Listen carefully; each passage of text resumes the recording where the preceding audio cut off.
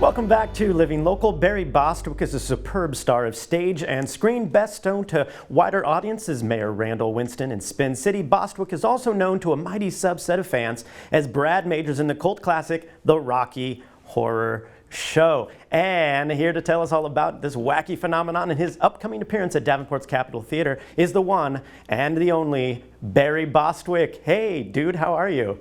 I'm doing great. You know, I like to call myself an icon, please. Which is just, I'm an iconoclastic, whatever the hell that means. But yes, we're here. We're going to do our evening of the Rocky Horror Picture Show, as opposed to the Rocky Horror Show, which I know you know well because you've done it so many times on stage. Yes.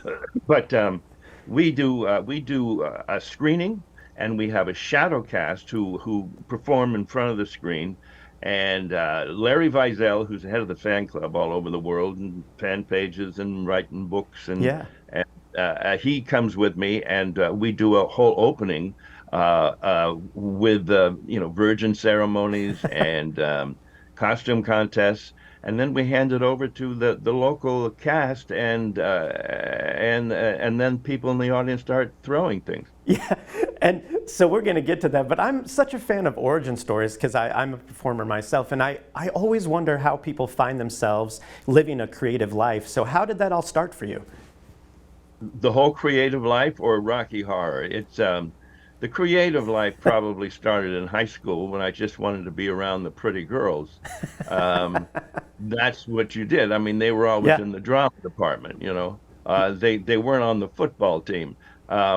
And then I started taking some dance lessons, and I had a girlfriend, Tracy, who was part of a dance troupe or a dance studio, and I Uh-huh. would like work with her and do little shows with her. And then I did community theater right after high school, and then I went into college, got a Bachelor of Fine Arts in acting at a school in San Diego, and then went to NYU working on my master's. And it's a pretty logical step by Yeah. step trajectory that I didn't do anything unusual.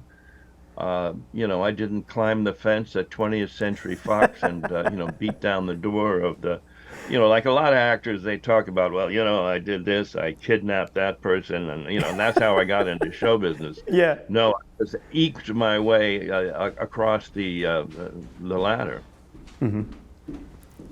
And so you're a Tony Award winner for Robert Bridegroom, of course. You're Broadway's Danny Zuko way back in the day. Spin City's Mayor Randall Winston. So many, I'm going to use the word again, iconic characters. But Brad Majors, man, that character and your portrayal is one of the best comedic performances of the last few decades. But how did that come your way specifically? They just offered it to me. Was off of, I think I was off of Greece at the time, and they wanted myself and Susan because she Yeah. was the epitome of the innocent yet randy pretty young actress, and Uh-huh. she had the wit and the sense of humor to make fun of herself during it, and I had a history of being able to sort of poke fun at myself and my image, Uh-huh. and so that's I think that's how it came about. We were, I think the English cast. Many of the English original cast are in the movie, whether it's Tim Curry or Richard O'Brien or Pat Quinn or Little Nell. They were all in the original cast, Yeah. and I think 20th Century Fox wanted some truly American, voices for it. Uh-huh. So we were lucky enough to get the job, and I just saw my contract because we did this thing through British Equity, and the guy who owns all the paperwork, Larry Vizel, who's the head of the fan club, showed it to me and said, "You do realize that Susan made $5,000 more than you on this movie?" And I said, "You son of why would you even tell me that 48 years later?" Yeah. And then I realized that I must have had a really crappy agent at the time. And but it's one of those things where 48 years I've had 48 years of joy and of involvement with a whole new community Yeah. continually, and we're on our third generation now of fans for the Rocky Horror Show. Yeah. So I'll have a 10-year-old come up to me and say, "Boy, it's my favorite movie," and I'll go, "How many films have you seen? You're only 10 years old." And when did your parents allow you to see this movie past the time warp? Because that's usually when if it's playing somewhere and they're underage, that parents go, "Ooh, let's not get into the old S&M part of this, a part of this movie. Let's wait a few years Well, until you understand it." my wife and I both do the show quite a bit, and our daughter's only 10, and she's seen the live show a few times and the movie too. So when I told her I was chatting with you, she was very excited. But Oh, you, good. so I guess I'm a parent of the year, Barry. Yeah, you are. But you played Brad on stage, Yeah. and somebody said to me the other day, "Well, hey, Brad's my favorite character in this," and I go, "What are you, mental? He's not even my favorite character." Who is You know, yours? Who is your I favorite mean, character? well, who doesn't want to like strut around in Frankenfurter's high heels for at least one night? Oh, it's fantastic. Yeah, or rock a bustier like Tim Curry did, for Yeah. at least one night. Whenever we do a costume contest, usually the winner is somebody who is willing to go full Frank, Uh-huh. and act it out. And unfortunately, the Brad and Janice get short shrift. They only once in the past have I ever seen in the costume contest a Brad and Janet ever win anything, and it was usually third place. But you didn't know then that this would be a classic, right? Because at the moment it was probably like a weird project to be involved in, I'm guessing, right? Well, it was sort of, it went along with what was going on in the mid '70s, the whole sort Yeah. of glam rock thing, and the David Bowie, and Uh-huh. it wasn't to me. I came from the New York stage, so I had done enough weird things off Broadway that, it wasn't that unusual. And also because it had a history of being on stage for 2 years, and Tim Curry had become such a phenomenon Hmm. and a celebrity from it, and I had seen him in it on stage, and I knew that it's all centered around his performance and his energy and his bravery as an actor, and so I just wanted to be part of Yeah. that very creative team, because it wasn't just the actors that were creative. I mean, the designers, the Yeah. director, everybody involved was starting out, I think, a journey in their careers that has panned out quite well, and they showed their talents at a very important time. Yeah. Was there like a point where you knew you had something special that was going to stand the test of time, or was that just kind of a gradual cult classic, Well, moment? Sal Piro, who was the head of the first fan club Hmm. in New York, and really started being the champion of this whole interactive experience at the Waverly Theater in New York City when it started at midnight. Um, we knew something was afoot Yeah. when when people started standing up in the audience, people started dressing, people started, yelling lines to entertain themselves on a midnight on a Friday and Saturday night. Um, and then it sort of organized itself around these shadow casts where Hmm. people would come together and go, well, let's just do the movie in front of the movie. So probably by the late '70s, we were aware of its impact. Yeah. Certainly, we were aware of its impact in the gay community because they were the initial culture Hmm. that I think made the Rocky Horror Picture Show, well, what it is. Yeah. Yeah, and you must enjoy engaging with these fans. I mean, they're on another level and they're diehards, but I have to wonder, like, what's the craziest thing that you've ever encountered when you've been doing these meet and greets? Geez. Um, Usually, I'm always a little shocked when somebody says, "Would you sign your name on my arm or a body part?" Uh-huh. And then I see them the next day if it's a convention, and they've actually tattooed my signature on their bodies.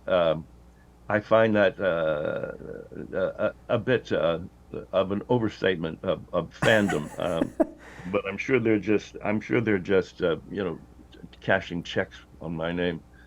No, no, I think they're just a huge fan. I know for me, that's, like when I got the opportunity to speak with you, I jumped at it because I was like, oh my gosh, this is a guy I've been watching for years and followed your career. So I Well, think you know that's what? The great. first question I always ask is when did you first see it? And what was that experience like? Hmm. Because everybody has an origin story, of when they first saw Rocky Horror, Yeah, whether they liked it or didn't like it, but they remember it, yeah, you know.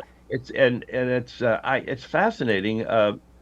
How many kids, snuck out of the house and their parents didn't know that they were going to a midnight movie because they said they were at Brad's house or Bob's house, and Bob's parents were, alcoholic and didn't know what going on. Excuse my language.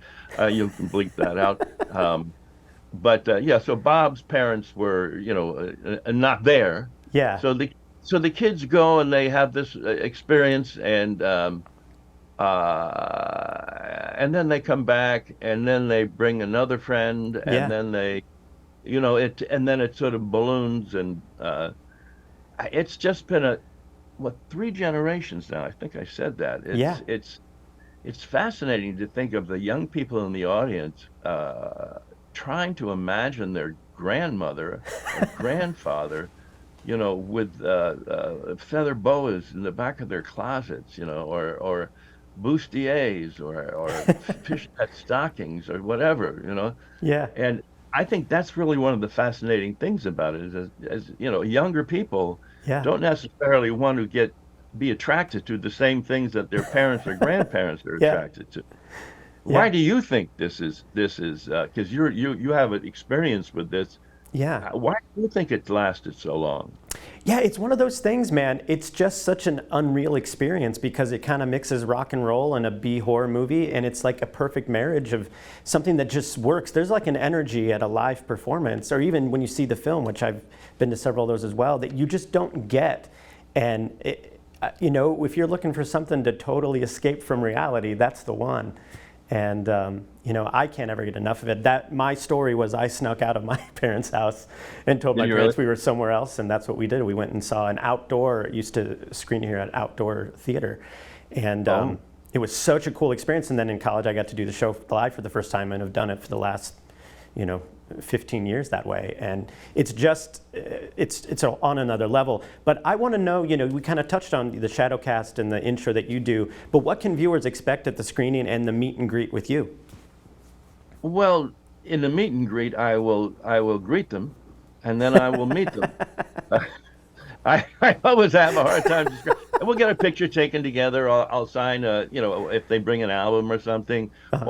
or a poster, or I have pictures that I bring, I'll sign for them, uh, and we'll chat for a second, and then I think they have priority seats in the front, and so they can really get the full impact of being hit with rolls of toilet paper. Yeah. Um, and yeah, so that's the meet and greet, and then the actual show itself. Larry Vizel, head of the fan club, blah blah blah, goes out and he does the virgin ceremony. He does Uh-huh. a costume contest, and a general rude introduction, Hmm. which is what the audience expects. And then I come out and I just extend the rudeness for another 10 minutes and try to explain to them that they're in a very special place, not just because it's so entertaining, but because it has a lot of social impact and has over Yeah. the years, that I think the movie has created a very safe place for, Yeah. people to act up, act out, and generally, perhaps see another lifestyle that they didn't know existed, and then they might perhaps embrace some Yeah. of this newness in their own life. And I think we also try to espouse and push forward the idea of inclusion Yeah. and not making it wrong to be who you really are. in the world. Yeah. Well, Barry, hey, I so loved chatting with you. This was such a treat for me. Thank you. So thank you so much for being here today, and we hope to see you in Davenport soon. Well, come down to Capitol Theater. My God, I hear it's been redone and it's beautiful. I think it's beautiful. I can't wait to get there. Yeah, come down, I can't wait. Hello. I'll meet you and I'll greet you. Yes, that's right. So, Barry, thanks again, man. We really appreciate it. The Rocky Horror Picture Show featuring a meet and greet with Barry Bostwick will be held on November 3rd at the Adler Theater. For more information, you can visit firstfleetconcerts.com. We'll have all those details posted at ourquadcities.com. More Living Local continues after the break. Stay with us.